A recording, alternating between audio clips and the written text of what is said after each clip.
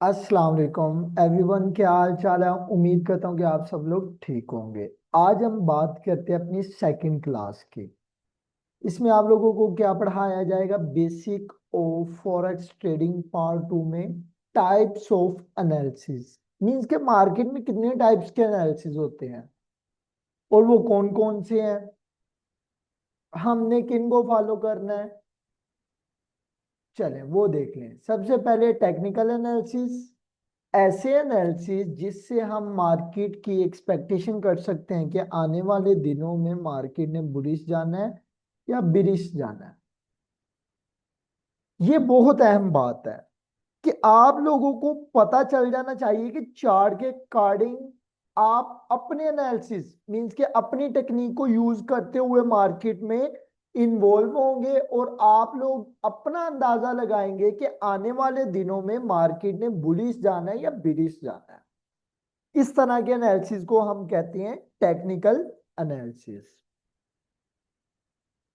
और इसके बाद एक एनालिसिस स्टार्ट होती है फंडामेंटल एनालिसिस। ऐसे एनालिसिस जो मुल्क में जियोपॉलिटिशियन का काम करते हैं, मींस के ऐसे एनालिसिस जो न्यूज, बड़ी न्यूज, बिग न्यूज या वार इशू, गोल्ड माइनिंग इशू, इस तरह के एनालिसिस पे भी आप लोगों को नजर रखनी पड़ती है। इस तरह के एनालिसिस को कहते हैं, ये मार्केट के हैं फंडामेंटल एनालिसिस। अब ये डिटेल से हम पढ़ेंगे। अभी जस्ट मैं आपको ना अपना टाइटल दिखा रहा हूं कि हमने ये कुछ पढ़ना है। उसके बाद होती है सेंटीमेंट एनालिसिस। अब इन एनालिसिस का बहुत सारे लोगों को नहीं पता। लोगों के सामने सिर्फ टू टाइप्स के एनालिसिस होते हैं, लेकिन हम जो भी मार्केट में चीजें हैं उन सबको हम आइडेंटिफाई करने की कोशिश करेंगे। तो सेंटिमेंट एनालिसिस क्या होते हैं? सेंटिमेंट एनालिसिस ऐसे एनालिसिस होते हैं जो लोगों के बिहेवियर पर किए जाते हैं। चले, ये भी आप लोगों को मैं बताऊंगा कि आप लोगों ने ये डाटे कैसे रीड करने हैं। इसके बाद एक अहम चीज है कैंडल स्टिक। ये मार्केट में क्या होती है कैंडल स्टिक? ये मार्केट ने अब अगर अपर जाना है या डाउन आना है, सारा रद्दो बदल इस पे होता है। हमने इसको ही फॉलो करना है। और इसके बाद एक और अहम बात, टाइम फ्रेम्स। अब हम यहां पे बात करेंगे कि टाइम फ्रेम्स में ऐसी कौन सी चीजें हैं जिसको हमने फॉलो करते हुए उसके अकॉर्डिंग ट्रेड करने हैं। उसके बाद है रिस्क मैनेजमेंट। बहुत अहम चीज है। अगर आप लोगों को रिस्क मैनेजमेंट नहीं आता, आप लोग ट्रेडिंग कर ही नहीं सकते। इसलिए आप लोगों को हम रिस्क मैनेजमेंट नामी चीज भी सिखाएंगे। रिस्क मैनेजमेंट तो आ गई। इसके बाद एक और यहां पे चीज आ गई है हमारे पास, पोजीशन साइज। ये क्या होती है? रिस्क तो हमें पता चल गया कि हमने भाई $10 का, $20 का या $50 का रिस्क लेना है। लेकिन रिस्क से पहले आपको पोजीशन साइज का पता होना चाहिए। पोजीशन साइज क्या होती है वो मैं आप लोगों को बता रहा हूं। फर्ज करें आपने गोल्ड को बाय करना है। आपने $50 का एसएल देना है। तो यहां पे मैं एक बात करूंगा पिप की। फर्ज करें 50 पिप का एसएल बन रहा है, तो हमारी जो पोजीशन साइज होगी 0.10 की होगी। ये क्या है, ये सारा कुछ हम पढ़ेंगे। इसके अलावा setting stop loss and take profit levels की। अब ये स्टॉप लॉस क्या है, टेक प्रॉफिट क्या है, जो लोग न्यू है उनको तो पता नहीं होगा, जो मेंबर ओल्ड है उन सबको पता होगा। चलें बिस्मिल्लाह करके हम अपनी क्लास स्टार्ट करते हैं और स्टेप बाय स्टेप हम अपने लेवल्स को आइडेंटिफाई करने की कोशिश करते हैं। क्लास स्टार्ट करने से पहले में मैं बता दूं, हमारा कोर्स स्टार्ट हो रहा है तकरीबन नेक्स्ट वीक। यहां पे जो अहम चीजें मीन्स के बेसिक चीजें वो तो मैं सिखा दूंगा। अगर आप लोगों ने एडवांस चीजें भी सीखनी है तो उसके लिए आप लोगों को मेरी कम्युनिटी ज्वाइन करनी पड़ेगी, और कम्युनिटी का लिंक मैं अपनी इस वीडियो के डिस्क्रिप्शन में दे दूंगा। वहां पे आपको गाइड किया जाएगा कि इसमें अगर आपने एडवांस रूल भी सीखने हैं तो उसके लिए आपको क्या करना पड़ेगा। चलें, अब हम यहां पे स्टार्ट करते हैं। Types of analysis in forex trading, means के हम एनालिसिस की बात करेंगे जो फॉरेक्स ट्रेडिंग में यूज होते हैं। सबसे पहले है टेक्निकल एनालिसिस, इसको हम पहले रीड करेंगे। चले देखते हैं टेक्निकल एनालिसिस भी क्या होता है। टेक्निकल एनालिसिस फॉरेक्स ट्रेडिंग में एक ऐसा मेथड है जिसमें ट्रेड प्राइस चार्ट को देखकर मार्केट का फ्यूचर मूवमेंट प्रेडिक्ट करता है। अब ये क्या चीज है, यहां पे बात हो रही है कि हम जो चार्ट रीड करेंगे, मींस के ये कैंडल्स हम जो रीड करेंगे उसको देख के हम मार्केट का फ्यूचर बता सकते हैं कि अगर ये चीज बनेगी तो मार्केट यहां से इतना बुलिश चली जाएगी, अगर ये चीज बनेगी तो मार्केट इतना बिरिश आ जाएगी। ये वो बात कर रहे हैं यहां पे। इसमें वो पास्ट मींस के पिछली प्राइस जो गुजर चुकी है, trend support and resistance level, अब जो डाटा गुजर चुका है उसने हमें बताना है कि अब मार्केट अगर बुलिश जा रही है तो बिरिश आएगी या बिरिश आ रही है तो अपर जाएगी। मैं आप लोगों को ट्रेडिंग व्यू पे भी लेकर चलता हूं, उसमें भी आप लोगों को मैं दिखाता हूं कि ये क्या चीजें हैं, सपोर्ट क्या है, रेजिस्टेंस क्या है, कैंडल स्टिक क्या है, वो सारा कुछ आप लोगों को मैं स्टेप बाय स्टेप गाइड करूंगा। आप लोगों ने टेंशन नहीं लेनी मेरे होते हुए, आप लोगों के बेसिक कंसेप्ट में ऐसे क्लियर करवा दूंगा आपको, यूट्यूब पे और कोई वीडियो देखने की जरूरत नहीं पड़ेगी। चलिए, और कैंडलस्टिक पैटर्न्स को एनालाइज करता है ताकि ये समझ सके कि मार्केट अपर जाएगी या नीचे जाएगी। ये यहां पे बात हो रही है कि हम कुछ ऐसे चार्ट पैटर्न भी सीखेंगे, लाइक जैसे QML हो गया, 1 2 3 स्ट्रक्चर हो गया, इसके अलावा SBR हो गया, RBS हो गया, ये सारा कुछ हम सीखेंगे। ये चार्ट पैटर्नर है, कैंडलस्टिक पैटर्न भी कह सकते हैं इनको। ये हमें बताते हैं कि अब मार्केट में अगर ये चीज बन गई है तो यहां से मार्केट को हमने बाय करना है और यहां से हमने इसको सेल करना है। अब कुछ लोग यहां पे एक दो और चीजें भी यूज करते हैं, वो भी आप लोगों को बताता हूं। सिंपल तौर पे अगर मार्केट अप ट्रेंड में है तो बाय किया जाता है, और अगर डाउन ट्रेंड है तो इस प्रोसेस में सेल किया जाता है। अब ट्रेंड के बगैर तो ट्रेडिंग नहीं। सबसे पहले आपको सिखाया ट्रेंड जाएगा, मार्केट में आप लोगों ने ट्रेंड को कैसे आइडेंटिफाई करना है, टाइप्स ऑफ ट्रेंड कितने हैं, बुलिश ट्रेंड क्या है, रेंज क्या है, ये सारा कुछ हम बताएं। और कुछ लोग मार्केट में सपोर्ट और रेजिस्टेंस को आइडेंटिफाई करने के लिए RSI यूज करते हैं, रिलेटिव प्राइस इंडेक्स, मींस के जो प्राइस चल रही है वो उसके रिलेटिव, मींस के सपोर्ट आ गई है या रेजिस्टेंस आ गई है, वो उसके तौर पे काम करती है। और इसमें सबसे अहम जो चीज है ना वो मार्केट की प्राइस एक्शन होती है। और लास्ट पे एक जो चीज है ना वो आप लोगों ने सुननी है, और सक्सेसफुल ट्रेडर, जो कामयाब लोग हैं, जो कामयाब ट्रेडर हैं, जो कामयाब तजारत वाले हैं, वो हमेशा स्टॉप लॉस को यूज करते हैं। कैसे यूज करते हैं, प्रॉपर रिस्क मैनेजमेंट के साथ। आप लोगों को आइडिया तो हो रहा होगा मैं क्या कहना चाह रहा हूं, अगर नहीं भी आप लोग कंप्लीट वीडियो देखेंगे आप लोगों के सब कंसेप्ट क्लियर हो जाएंगे इंशाल्लाह। अब यहां पे मैंने क्या बात की, कि प्राइस एक्शन एक ऐसा मेथड है, नहीं, टेक्निकल एनालिसिस एक ऐसा मेथड है जो हमें बताता है कि अब फ्यूचर में आने वाले कुछ दिनों में या कुछ घंटों में या कुछ मिनटों में मार्केट ने ये पैटर्न बनाया है, ये कैंडल्स बनाई है। अब हम कह सकते हैं कि हमने इस पर ट्रेडिंग की है, तो यहां से मार्केट अपर जा सकते हैं या यहां से मार्केट डाउन जा सकती है। अगर मार्केट अप अपर मूव होगी तो हमने बाय करना है, अगर मार्केट डाउन मूव होगी तो हमने सिंपल इसको सेल करना है। ये था कुछ इसका टेक्निकल एनालिसिस का ओवरव्यू। अभी हम और पढ़ेंगे, उसके बाद ही हमें आइडिया होगा कि इसको रीड कैसे करना है।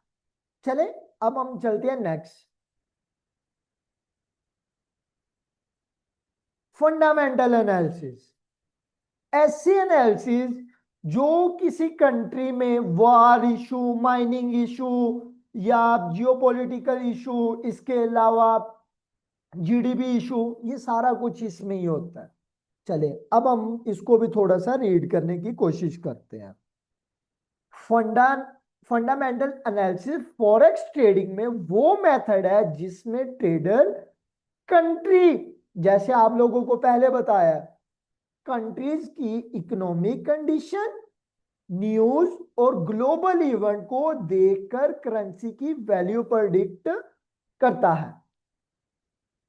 एग्जाम्पल मैं देता हूं, चलें वो एग्जाम्पल देखते हैं। अगर किसी कंट्री में जो गोल्ड की माइन करता है उस कंट्री में वार, जंग वाला सीन शुरू हो, तो गोल्ड हमेशा बाय साइड मूव होता है। अगर किसी कंट्री में कोई वार इशू ना हो, सब लोग मींस के अपने अपने काम पे फोकस करें, तो फिर जितना गोल्ड माइन होता है उसके हिसाब से मार्केट में गोल्ड की प्राइस या किसी और करेंसी की प्राइस को प्रेडिक्ट किया जाता है। चलें नेक्स्ट पढ़ते हैं। इसमें इंटरेस्ट रेट, अब इंटरेस्ट रेट क्या होता है, इससे क्या होता है, ये क्यों जरूरी है किसी भी कंट्री में, उस पर थोड़ा सा आप लोगों को एंट्रो करवा देता हूं। अब इंटरेस्ट रेट क्या है, किसी भी कंट्री में जो उसका फेडरल बैंक होता है वो उसका इंटरेस्ट रेट तय करता है। अब अगर किसी कंट्री में इंटरेस्ट रेट ज्यादा होगा उसकी जीडीपी स्ट्रांग होगी। कितने से ज्यादा होगा, 2 से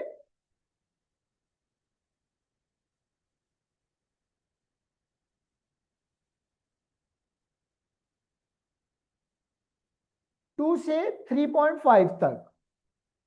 अगर इस रेंज में होगा उस कंट्री का इंटरेस्ट रेट बहुत कमाल का होगा। अब अगर इंटरेस्ट रेट इससे ज्यादा हो जाता है तो वो भी कंट्री लॉस में जाती है।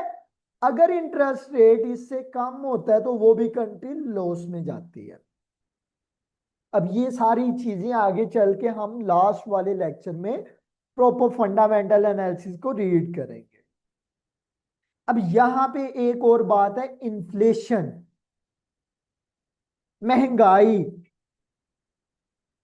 किसी भी कंट्री में इन्फ्लेशन को कंट्रोल करने के लिए इंटरेस्ट रेट को देखना पड़ता है। इसके अलावा एक और वर्ड यूज हो रहा है, जीडीपी। किसी कंट्री की जीडीपी को देख के भी उसके हालात के बारे में बताया जा सकता है कि इसकी जीडीपी स्ट्रांग है या वीक है। इसके अलावा एक और डाटा आता है, इंप्लॉयमेंट डाटा, मजदूर तबके का डाटा। क्या कंट्री में ज्यादा लोग जॉबलेस हैं या कम लोग जॉबलेस हैं। अगर किसी कंट्री में ज्यादा लोग बेरोजगार हैं तो उसकी जीडीपी वीक है। अगर किसी कंट्री में कम लोग जिनके पास कारोबार नहीं है, बिल्कुल कम हो, उसकी जीडीपी आप लोग समझ आए कि उसकी जीडीपी स्ट्रांग है।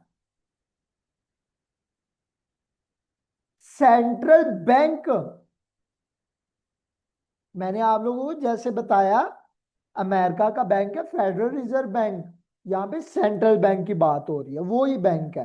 जैसे पाकिस्तान का state bank of Pakistan, America का federal reserve bank of America, जिसमें इंटरेस्ट रेट इंक्रीज करना है या डिक्रीज करना है, को एनालिसिस किया जाता है।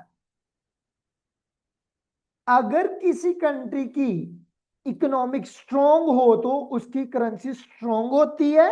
जैसा कि पहले बताया है, अगर किसी कंट्री में लोग अपने काम वगैरह कर रहे हैं, बेरोजगार नहीं है, उसकी जीडीपी स्ट्रोंग होगी, इकोनॉमिक स्ट्रोंग होगी। अगर उसी कंट्री में लोग बेरोजगार हैं, मींस कि उनके पास काम करने का कोई सोर्सेज नहीं, लोग यानी फ्री है, तो उन लोगों की इकोनॉमिक वीक होगी, जिससे उनकी जीडीपी भी वीक होगी, स्ट्रोंग होती है, और प्राइस अपर जाता है। जबकि नेगेटिव न्यूज या वीक डाटा करेंसी को नीचे ले जाता है। मींस कि अगर किसी कंट्री में जीडीपी वीक होगी, इन्फ्लेशन होगा, इंटरेस्ट रेट हाइक होगा या ज्यादा लो होगा, तो उस कंट्री में डाटे नेगेटिव आएंगे और उस कंट्री की जो वैल्यू है ना वो कम हो जाएगी। लोगों को उस कंट्री की वैल्यू पे एतबार नहीं रहेगा। इसलिए ट्रेडर इंपॉर्टेंट न्यूज रिलीज और इकोनॉमिक कैलेंडर को फॉलो करते हैं, ताकि टाइम पर बाय या सेल कर सके, ले सके, सोच सके। आप लोगों को बताया कि अब ये इकोनॉमिक कैलेंडर क्या है, ये सारा कुछ ये भी हम रीड करेंगे। तो अब हम आगे चलते हैं सेंटीमेंट एनालिसिस पे। वो कौन से एनालिसिस है, चले उन पे भी बात करते हैं। सेंटीमेंट एनालिसिस वो कौन से एनालिसिस हैं, चलिए आपको बताऊं। सेंटीमेंट एनालिसिस ऐसे एनालिसिस होते हैं जो लोगों के बिहेवियर पे किए जाते हैं।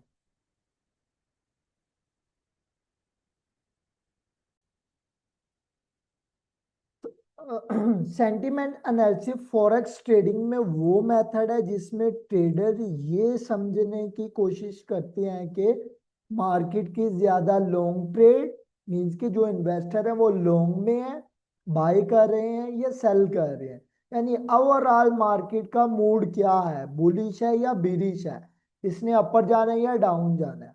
इसके लिए एक टूल भी है, वो भी मैं आपको दिखा दूंगा लास्ट वाले लेक्चर में। अब ना यहाँ पे तकरीबन अगर 100 लोग है ना, सिंपल सा बता देता हूँ, 100 लोग है, अगर इसमें से 60 बाय करेंगे ना,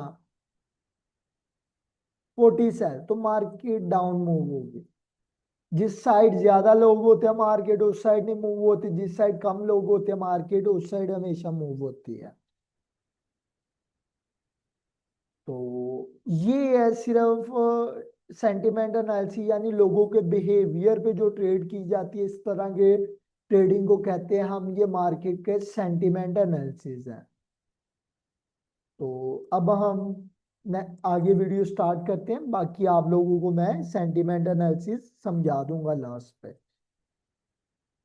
अब कैंडल्स क्या है, कैंडलस्टिक इन फॉरेक्स, हम यहाँ पे बात कर रहे हैं फॉरेक्स मार्केट की, का मतलब होता है कि प्राइस मूवमेंट को एक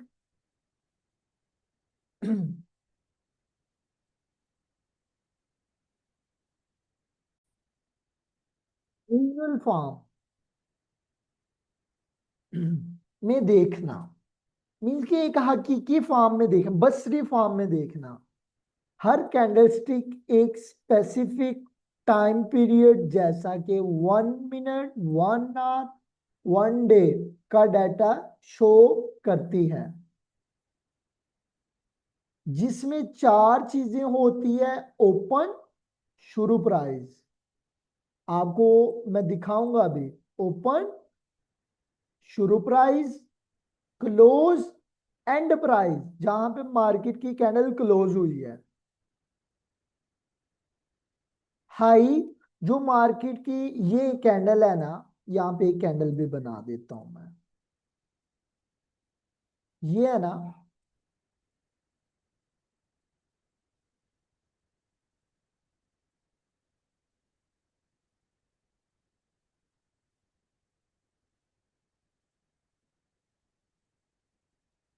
अब ये इसकी ओपनिंग, ये डाउन से ग्रीन कैंडल है तो ये इसकी ओपनिंग पॉइंट होगी, ये इसकी एंडिंग पॉइंट मींस की क्लोजिंग पॉइंट। अब ये जो अपर है ना ये हाई होगी और ये डाउन पे इसकी लो होगी। हाई सबसे ज्यादा प्राइस और लो सबसे कम प्राइस। अगर कैंडल ग्रीन है या बुलिश है हो तो प्राइस अपर गया होता है। जैसे ये ग्रीन है तो प्राइस डाउन से अपर साइड मूव हुई है। और अगर रेड कैंडल है बिरिश हो तो प्राइस अपर से नीचे मूव हुआ है। अगर ये ग्रीन हो तो यहां से ओपनिंग होगी और यहां पे क्लोजिंग होगी, ये हाई लो सेम रहता है। कैंडलस्टिक ट्रेडर को मार्क का ट्रेंड मोमेंटम और पॉसिबल रिवर्सल समझने में मदद करता है। अब ये जो कैंडल्स होती हैं ये हमें बताती हैं कि अब मार्केट रिवर्स होने लगी है, रेंज करने लगी है, अपर मूव होगी, डाउन मूव होगी, किस साइड मूव होगी, ये कैंडल्स हमें बताती हैं। चलें कैंडल किस तरह की होगी वो भी मैं आपको दिखा दूं। यहां पे देखें कैंडल स्टिक, सेम वही बात। अगर ग्रीन है नीचे से ओपन होगी, जहां पे क्लोज होगी, और जो सबसे हाई होगी वो इसका हाई पॉइंट, जो सबसे लो होगी वो इसका लो पॉइंट। इसी तरह अगर कैंडल रेड होगी, अपर से ओपन होगी और डाउन साइड क्लोज होगी, लो हाई सेम रहेगा।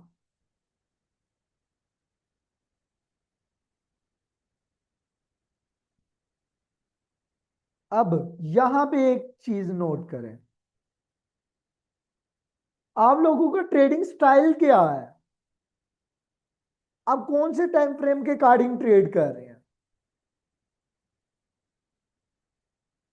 Types of time frame, market में कितने टाइप्स के टाइम फ्रेम्स हैं उन पे बात करते हैं। लोअर टाइम फ्रेम मींस के 1 मिनट, 5 मिनट और 15 मिनट। फास्ट ट्रेडिंग स्कैल्पिंग के लिए जो यूज करते हैं 1, 5, 15 मिनट यूज करते हैं। इसमें आप लोगों को ज्यादा एंट्रीज मिलती हैं,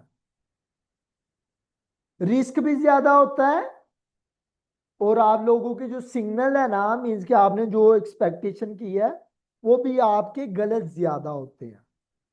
मीन्स कि आपको प्रॉफिट भी ज्यादा मिलता है और लॉस भी इसमें ज्यादा होता है। और इसमें मीडियम टाइम फ्रेम जो दरमियानी आम लोग यूज करते हैं, जो बड़े ट्रेडर हैं,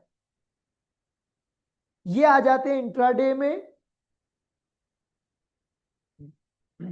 बैलेंस सिग्नल ना ज्यादा ना फास्ट ना स्लो, मीन्स कि ये इस तरह के होते हैं। 13 मिनट और 1 मिनट ये एक दिन में एक आधी ट्रेड मिलती है, कभी कभार 1 डे या 1 आवर या 3 मिनट में, 13 मिनट में ट्रेड ही नहीं मिलती। Higher time frame 4 hour, 1 day, weekly, strong trend और मेजर लेवल्स के लिए, long term trading, swing trading. और ये सिग्नल बहुत अच्छे होते हैं। यानी अगर आपने ये स्ट्रक्चर को आइडेंटिफाई किया है ना तो ये मार्केट में कभी ज्यादा धोखा नहीं देते। आपने एक ट्रेड पकड़ी, आपको कंप्लीट इसका रिवार्ड मिलेगा। इसकी जो प्रो टिप है वो क्या है, प्रोफेशनल ट्रेडर अक्सर multi time frame analysis use करते हैं। Higher time frame 4 hour, 1 day trend check करते हैं। लोअर टाइम फ्रेम 15 मिनट और 5 मिनट में एंट्री लेते हैं। ये भी आप लोगों को आगे चल के पता चल जाएगा, इसकी भी टेंशन नहीं लेनी। अब यहां पे हम बात करते हैं रिस्क मैनेजमेंट, थोड़ा सा इसको भी देख लेते हैं। यहाँ पे ये मिस्टेक है, मैं मिस्टेक ठीक कर लूं।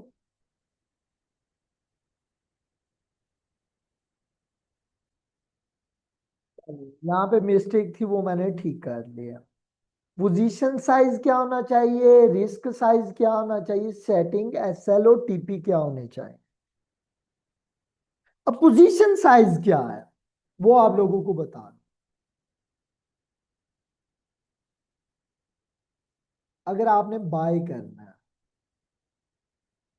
आपने पर ट्रेड में $50 का एसएल देना है, तो आप लोग क्या करेंगे। आप अब यहाँ पे पिप कैलकुलेशन करेंगे, वो कैसे आपको अभी दिखाता हूं। फर्ज करें आपका एसएल है 50 पिप का, तो आपकी लोड साइज होगी 0.10 के। अगर आपका 60 पिप का एसएल है तो आपकी जो लोड साइज होगी 0.9 या 0.8 की होगी। चले, ये अब आप लोगों को मैं चेक करवाता हूं।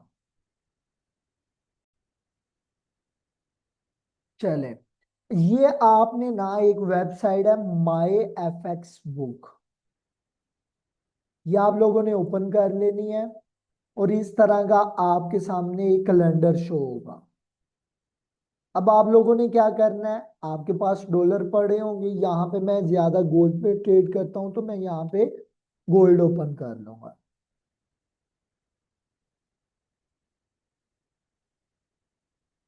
ये गोल्ड आ गया।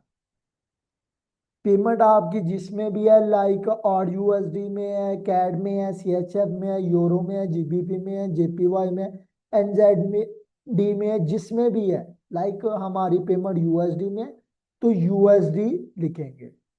अब यहाँ पे वो पूछ रहा है आपका अकाउंट साइज क्या है।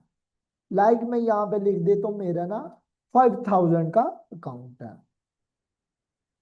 आप रिस्क कितना ले रहे हैं अपने कैपिटल का। लाइक मैं उसको बता देता हूँ, मैं 1% रिस्क ले रहा हूँ।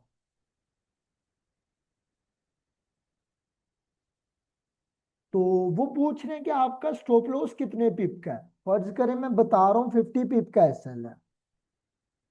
मैंने कैलकुलेशन किया, यहाँ पे देखें मेरा लॉस कितने डॉलर का बन रहा है। जो मैंने लास्ट पे एग्जांपल दी है $50 का। हमारी लॉट साइज क्या बन रही है 0.10।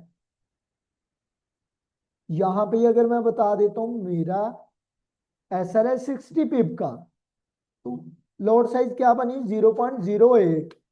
लाइक मैंने आपको 0.08 ही बताई है।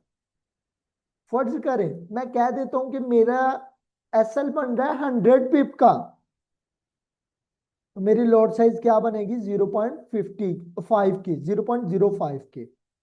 अगर मैं कह देता हूं मेरा 150 पिप का एसएल है, मीन्स के 150 पिप का एसएल है, तो मेरी लॉट साइज क्या बनेगी 0.03।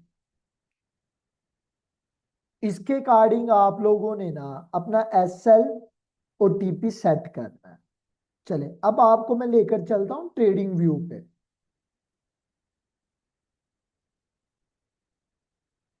चले, यहां पे मैंने ट्रेडिंग व्यू ओपन कर लिया। फर्ज करें यहां से हमने सेल करना है इसको। एग्जाम्पल,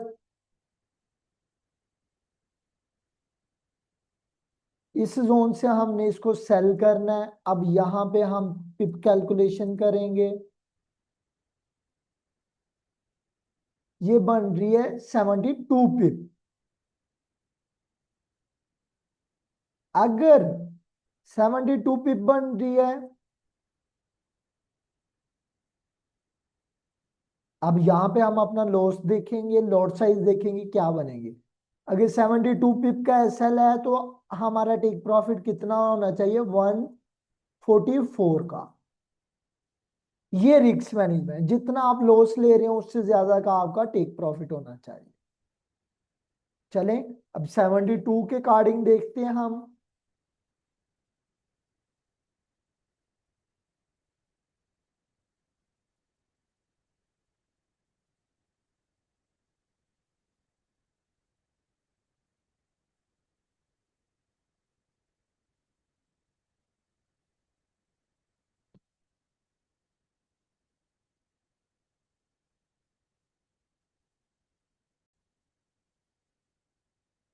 चले, कितने पिप का हमारा अकाउंट, कितने साइज का है, 5000 का, रिस्क कितना ले रहा, 1%, स्टॉप लॉस हमारा कितने पिप का बना है, 72 पिप का। कैलकुलेशन की,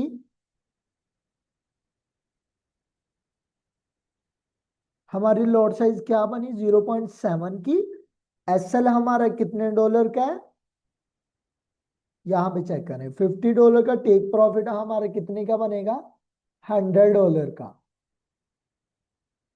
ये रिस्क मैनेजमेंट था। अगर आप लोगों को हमारी वीडियो अच्छी लगे, लाइक कमेंट सब्सक्राइब जरूर करें। और मेरा नाम है मोहम्मद अरसलान, आप लोग देख रहे हैं ATR VSA ट्रेडर मीन्स के अरसलान ट्रेडिंग रूम को। तो इंशाल्लाह हमारा ये कंटेंट बहुत अच्छा रहेगा। और फर्स्ट वीडियो अपलोड किया और 48 हमारे सब्सक्राइबर भी हो गए। अगर ये जिस जिस मेंबर के पास भी वीडियो जाए, आप लोग खुद भी इसको सब्सक्राइब करें और अपने दोस्तों को भी सब्सक्राइब करने का कहें, क्योंकि यहाँ पे मैं जो एनालिसिस आप लोगों को प्रोवाइड करूंगा वो फ्री ऑफ कॉस्ट होंगे। ओके एवरीवन, अल्लाह हाफिज।